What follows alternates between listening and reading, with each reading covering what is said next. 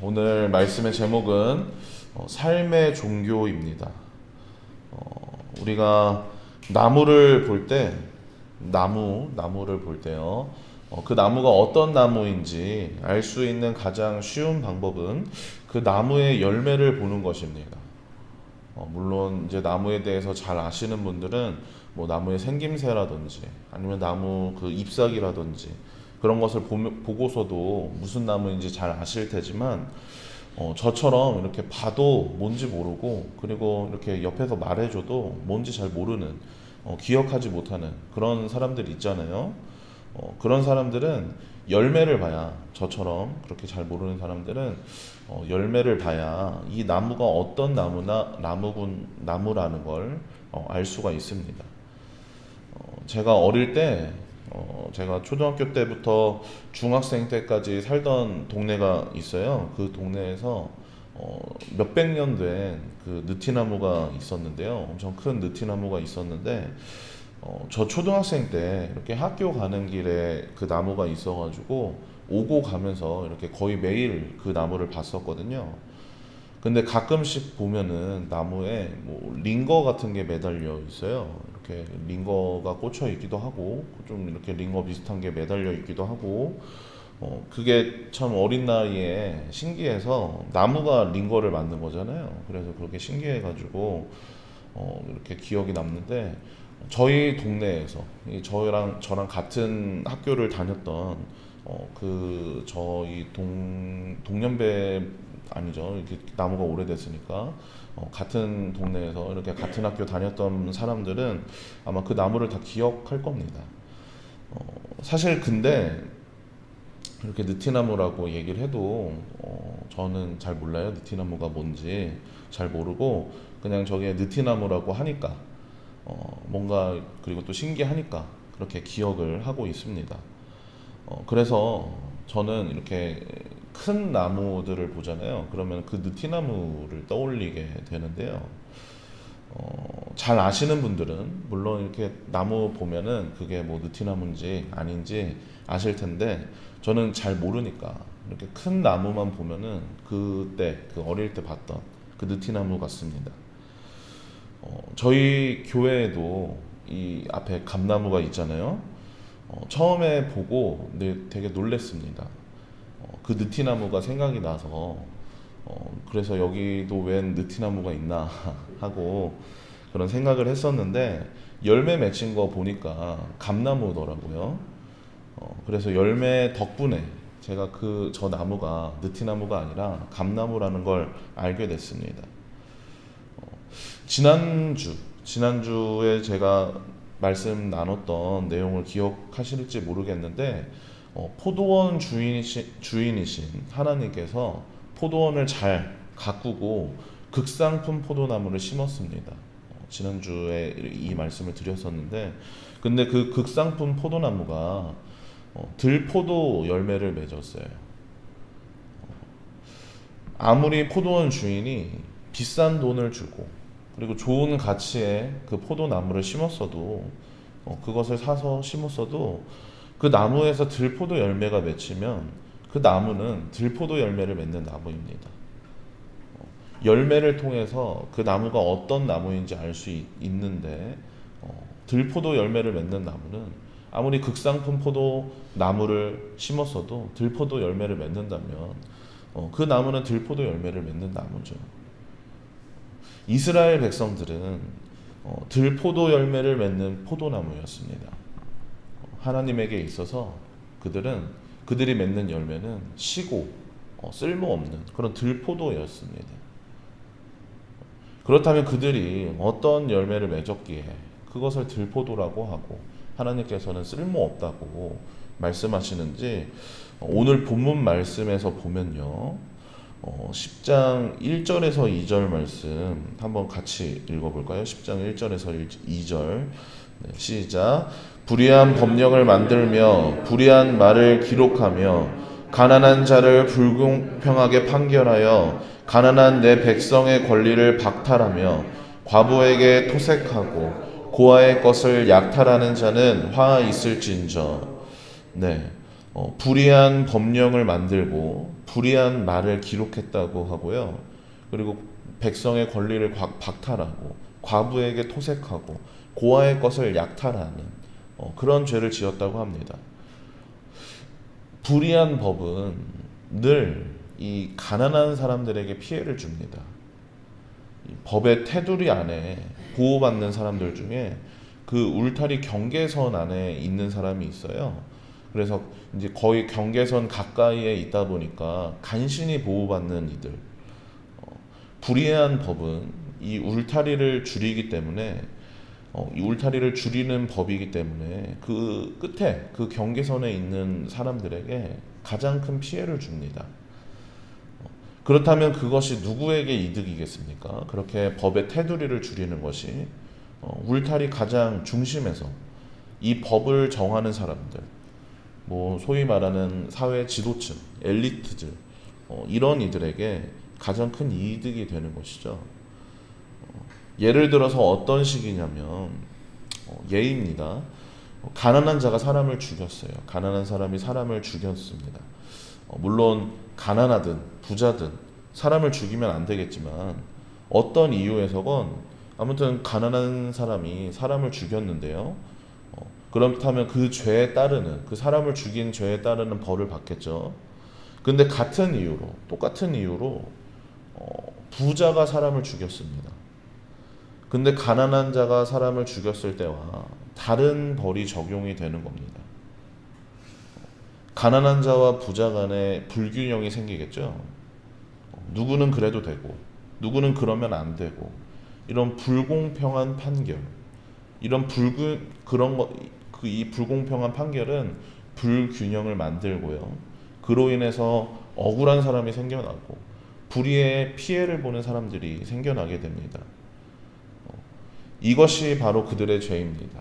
불의의 법을 만들고 불공평한 판결을 해서 고아나 과부들, 이런 사회에서 약자들, 그런 약자들이 피해를 입게 된 것이에요. 근데 이스라엘이 어떤 과정으로 그렇게 되었냐면 처음에 왕들이 다른 나라와 교류하면서 교류라는 다른 나라와 어떤 화친을 맺는다는 그런 명목으로 이방 나라 공주와 혼인을 했습니다. 자연스럽게 그 공주가 혼인을 오면서 그 나라로 오면서 그 나라의 문화와 종교가 함께 따라오게 되겠죠.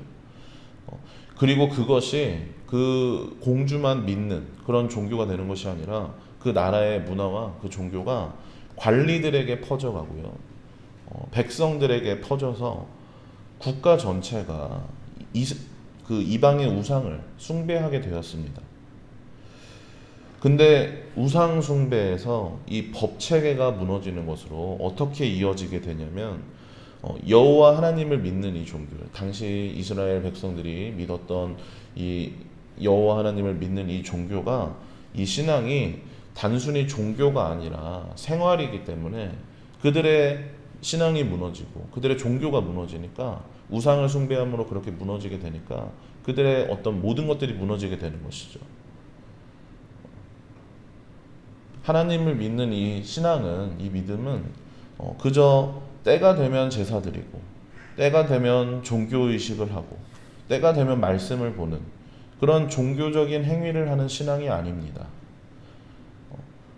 이를 믿는 이 신앙은, 이 믿음과 신앙은 바로 삶 자체이기 때문에, 우리가 먹고 자고 생활하는 그 모든 것이기 때문에 이스라엘 백성들의 종교적인 타락은 이렇게 사회의 타락으로 이어지고요, 삶의 타락으로 이어지는 것입니다. 이스라엘 사회는 처음부터 이렇게 하나님의 나라, 여호와 하나님을 믿는 이 믿음으로 결속된 나라입니다. 근데 그것이 이방의 종교로 인해서, 우상들로 인해서 그 정신이 끊어지게 된 것이죠. 그 공동체 정신.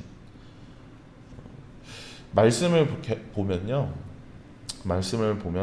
하나님께서 세워가려는 그런 나라의 모습들을 보게 되는데, 하나님께서 세우려 하신 나라는 100명 중에 1명이 잘 사는 그런 나라가 아니라 100명이 살면 백명이 공평하게 사는 그런 나라를 세워가려고 하셨습니다.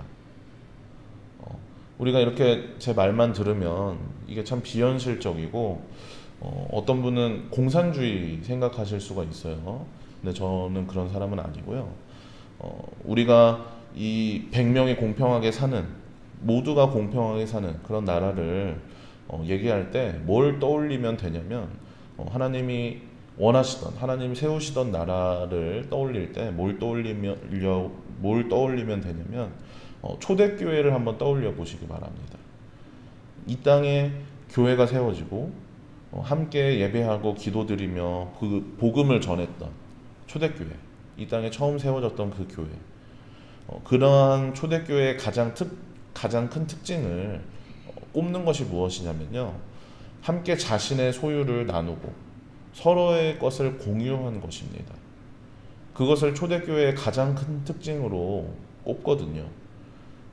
이 모두가 공평하다는 것, 이런 것을 말하는 겁니다.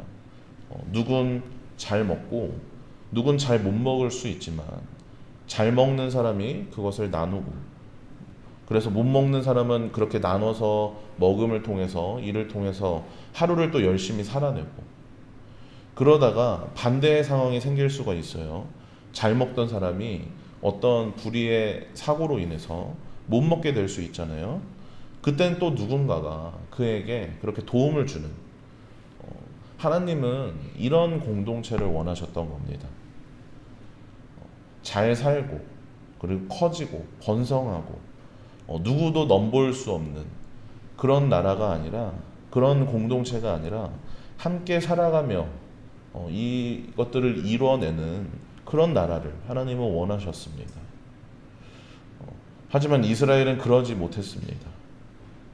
이방 나라의 것을 따라하고 이방 문화를 쫓고 그리고 우상을 숭배하면서 하나님의 뜻대로 살지 못했습니다. 사회 지도자가 타락하고 그로 인해서 백성들이 타락하고 그렇게 법 체계가 무너지면서 가난한 자들, 고아와 과부들, 이 못 먹는 사람들, 그렇게 도움받아야 되는 사람들이 도움받지 못하게 된 것이죠. 하나님이 말씀하시는 이 공동체 사회가 무너지게 된 것입니다. 이것이 바로 그들이 하나님께 드렸던 그 들포도 열매입니다. 그렇기 때문에 하나님께서는 너희들의 열매가 쓸모없다고 그렇게 말씀하시는 것이죠. 하나님을 경배하는 삶을 이스라엘은 살아내지 못했습니다. 그리고 그들의 또 다른 열매가 있습니다. 무엇이냐면 북이스라엘을 멸망시키는 아수르로부터 하나님에 대한 조롱을 듣습니다. 10절과 11절 말씀, 11절 말씀만 제가 읽겠습니다. 내가 사마리아와 그의 우상들에게 행함같이 예루살렘과 그의 우상들에게 행하지 못하겠느냐 하는도다. 네. 하나님을 믿지 않는 이방 나라들에게 여호와 하나님을 이방의 신, 이방 나라들이 믿는 그 신과 동급으로, 아니 그보다 더 낮게 여기게 하였습니다. 아수르로부터 이런 조롱을 들은 것이죠. 저기서 저 나라가 믿는 신, 그리고 너희들이 믿는 신 똑같은 거 아니냐. 그리고 너희들이 믿는 신이 급이 떨어진다. 이런 얘기를 듣게 된 것이죠. 이스라엘 백성들에게서 전혀 이 구별된 모습이, 전혀 이 거룩한 모습이 보이지 않기 때문에 그들이 믿는 하나님 또한 우상, 가짜신으로 여겨지게 된 것입니다. 이방 나라들과는 구별된 삶으로 그렇게 하나님을 나타내야 될 하나님의 백성들이 타락함으로 인해서, 그 사회가 무너짐으로 인해서 결국 하나님의 이름 또한 망령되이 여겨지게 된 것이죠.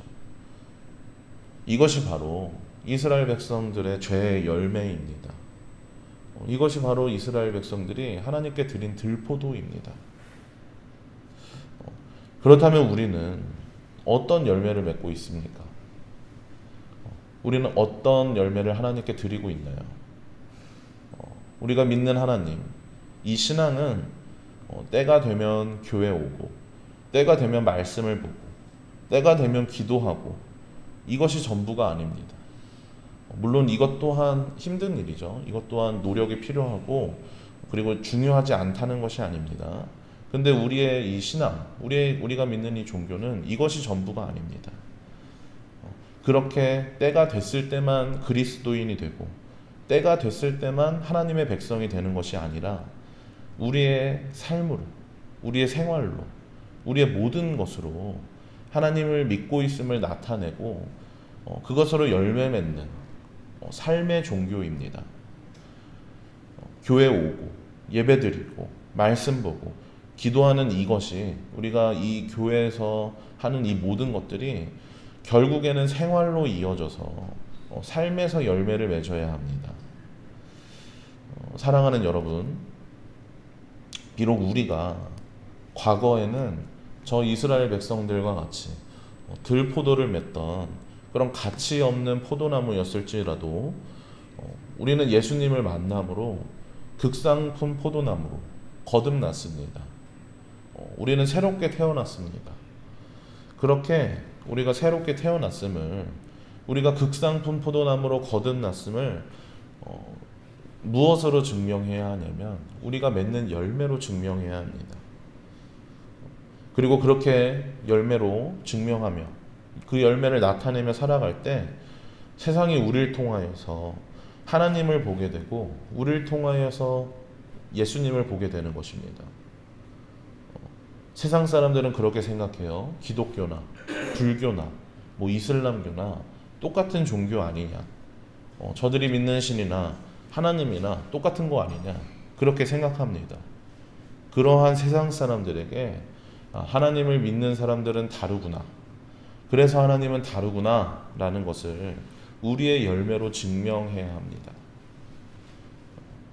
우리 교회가 지금 이제 태신자를 전도하기 위해서, 그 열매를 맺기 위해서 힘을 쏟고 이제 그것들을 준비해 가고 있죠.